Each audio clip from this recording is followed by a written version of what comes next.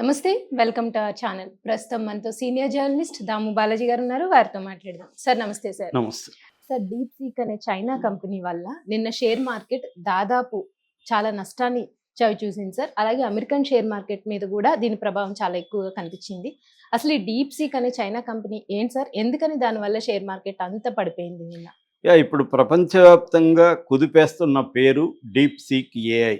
ఇది దాదాపు నేనే కొన్ని పరిశీలిస్తే కొన్ని వందల వీడియోలు యూట్యూబ్లో దీని మీద 24 గంటల్లో వచ్చాయి.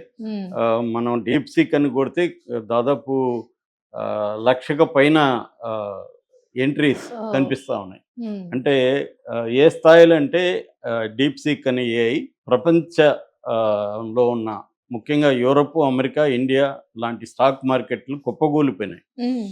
సో ఒక్క ఇండియాలోనే నిన్న 9,28,000 కోట్లు ఒక్కసారిగా లాస్లకి వచ్చేసింది, అంటే మాయమైనాయి. మనకి మామూలుగా ప్రధానంగా 2 సెన్సెక్స్లు ఉంటాయి.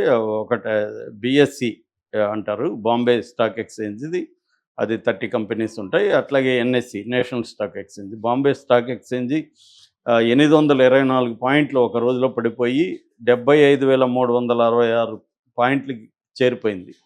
అట్లాగే నిఫ్టీ 263 పాయింట్లు పడిపోయి 22,829 పాయింట్లకి పడిపోయింది. అంటే 23,000కి దిగకుండా ఉనింది గత కొంతకాలంగా, అది నిన్న దిగిపోయింది. అంటే ప్రధాన సెన్సెక్స్లు ఈ రెండు కలిపి దాదాపు 1% వరకు పడిపోతాయి. బిఎస్సి మిడ్ క్యాప్ అంటారు, అంటే large cap, mid cap, small cap అని 3 రకాలు ఉంటాయి. మిడ్ క్యాప్ ఏమో 2.7%, అంటే మిడ్ క్యాప్, స్మాల్ క్యాప్ ఎక్కువ పడిపోయినాయి. స్మాల్ క్యాప్ ఏమో 3.5% పడిపోయినాయి అన్నమాట.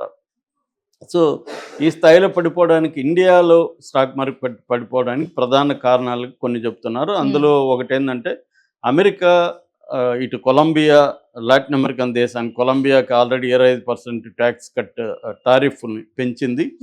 దీన్ని ఇంకా 50% చేస్తానని కూడా ప్రకటించాడు. దీనికి వ్యతిరేకంగా ఆ దేశ ప్రెసిడెంట్ గుస్తావో పెట్రో కూడా ఒక పెద్ద లేఖ రాశాడు. అది ఆంధ్రజ్యోతిలో కూడా అనువాదం అయింది ఈరోజు. అంటే ఆయన చాలా తీవ్రంగా వ్యతిరేకిస్తూ ఒక లేఖ రాశాడు. నన్ను చంపినా పర్వాలేదు, మీరు మహా అంటే నన్ను చంపుతారేమో, నేను రెడీగా ఉన్నాను, నేను కానీ మీకు తల ఉంచనని ఆయన ఇచ్చాడు. అలాగే మెక్సికో, కెనడా మీద కూడా ఫిబ్రవరి 1 నుంచి 25% టారిఫ్స్ వేస్తానని అనౌన్స్ చేశాడు. ఇది ప్రపంచవ్యాప్తంగా ఒక గందరగోళాన్ని, భయాందోళన క్రియేట్ చేసింది. ఎందుకంటే ట్రేడ్ వార్స్ వస్తాయి అన్న ఇది, దాని ప్రభావం ఇండియా మీద కూడా పడింది. అట్లాగే విత్డ్రాయల్స్, అంటే మన దేశంలో పెడుతున్న ఫారిన్ పోర్ట్ఫోలియో ఇన్వెస్ట్మెంట్ అంటారు, దాన్ని ఫారిన్ పోర్ట్ఫోలియో ఇన్వెస్ట్మెంట్లు విత్డ్రా చేసుకుంటున్నారు.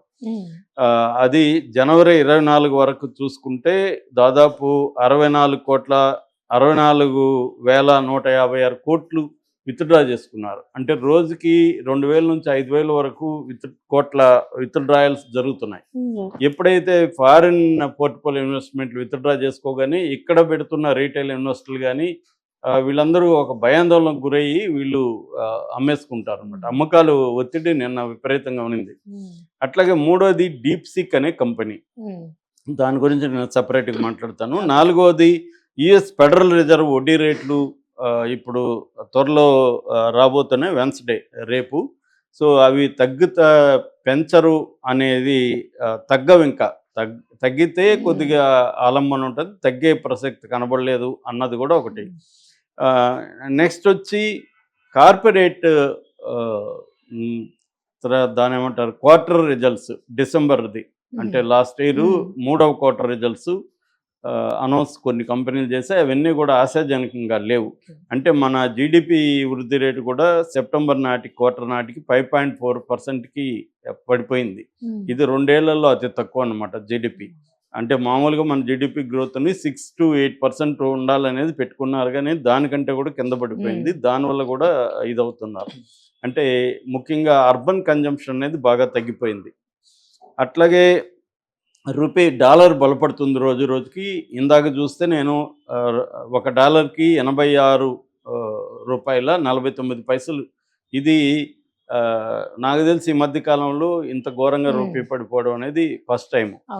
అట్లాగే బడ్జెట్ రాబోతుంది. ఆ బడ్జెట్కి ఆ బడ్జెట్ లో అంత అనుకూలంగా ఏముండదు అన్న ఒక అంటే నిరాశజనకమైన అభిప్రాయాలు కూడా జనాల్లో ఉన్నాయి. ఈ కారణాలన్నిటితో మన ఇండియన్ స్టాక్ మార్కెట్ కుప్పకూలింది. కానీ అమెరికా స్టాక్ మార్కెట్‌లో ముఖ్యంగా టెక్ స్టాక్స్ అంటారు. టెక్ కంపెనీల స్టాక్స్ దారుణంగా పడిపోయినాయి.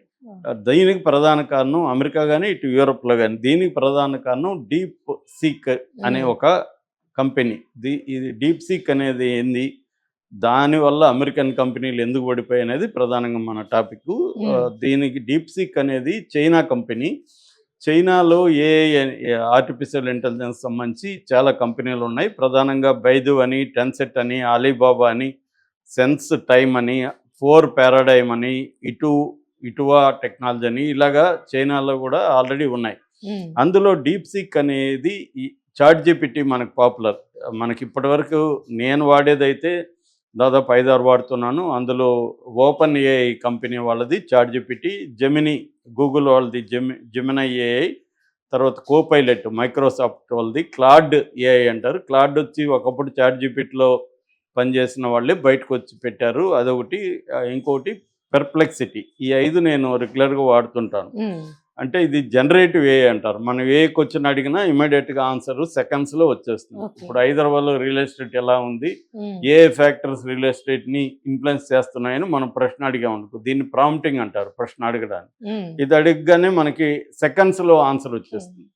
లేదు ఉమెన్ మీద అటాక్స్ ఇండియాలో, స్త్రీల మీద హింస ఇండియాలో ఎలా ఉంది, నాకు ఒక 2000 వర్డ్ ఆర్టికల్ రాయమంటే అది నీట్గా రాసి ఇచ్చేస్తుంది. ఇలాగా ఇంకా కోడ్ ఇది సింప్లిఫై చేసి చెప్తున్నా. ఒక పొయం కావాలి మనకి, పొయం ఇస్తుంది. దాన్ని ఏదన్నా ట్రాన్స్లేట్ చేసి తెలుగులో ఏమంటే ఇస్తుంది. ఇవన్నీ ఈ చాట్ జీపీటీలు చేస్తుంటాయి. సో అదే మెథడ్లో ఈ డీప్ సీక్ అనేది చైనా మోడల్ నుంచి వచ్చింది. ఫస్ట్ టైం 20వ తేదీ రిలీజ్ చేశారు. ఇది R1 మోడల్ అని ఇప్పుడు అంటారు అనమాట ఈ డీప్ సీక్ వాళ్ళది. ఈ డీప్ సీక్ అనేది ఎప్పుడు వచ్చిందంటే ఫస్ట్లో వీళ్ళు 2016లో లయాంగ్ వెంగ్ఫంగ్ అనే ఒక 40 ఏళ్ల చైనా ఇతను ప్రైవేట్ పెట్టుబడిదారుడు. ఇతను ఒక హెడ్జ్ ఫండ్ అంటారు. మామూలుగా ఇతను వ్యాపారం ఏంటంటే ఇతను హైలీ బాగా ఎడ్యుకేటెడ్ అనమాట. సో ఇతను దాని ఏమంటారు అంటే ఇన్ఫర్మేషను ఎలక్ట్రానిక్స్లో ఇంజనీరింగ్ చదివాడు. ఇతను 2016లో కంపెనీ పెట్టాడు, హై ఫ్లైయర్ కంపెనీ పేరు. ఈ కంపెనీ ప్రధానంగా ఏం చేస్తుందంటే ట్రేడ్ మార్కెట్లో అల్గోరిథమ్స్ని స్టడీ చేసి, అల్గోరిథమ్స్ని ఫైండ్ అవుట్ చేసి ట్రేడింగ్లో పెట్టడం అనేది ప్రధానం దీని బిజినెస్ మోడల్ అనమాట. వీళ్ళు ఏం చేశారంటే చైనాలో ఉండే యూనివర్సిటీలో ఉండే కొంతమంది కుర్రవాళ్ళని, మ్యాథమెటిషియన్స్ కుర్రవాళ్ళని, డిఫరెంట్ ఫీల్డ్స్లో ఉండే వాళ్ళని తీసుకొచ్చి ఈ ఏఐ మీద రీసెర్చ్ మొదలుపెట్టారు. అది 2023లో 2016 నుంచి రీసెర్చ్ జరుగుతుంది. 2023లో ఈ ప్లాట్ఫామ్ని అభివృద్ధి చేశారు. లార్జ్ లాంగ్వేజ్ మోడల్ అంటారు, LLMs అంటారు అనమాట. ఈ లార్జ్ లాంగ్వేజ్ మోడల్ బేసిక్గా ఎలా పనిచేస్తుంది సింపుల్గా చెప్పాలంటే, మన ప్రపంచంలో ఉన్న డేటా అంతా దాన్ని ఎక్కిస్తారు దాంట్లోకి. దానికి అల్గోరిథమ్స్ క్రియేట్ చేస్తారు.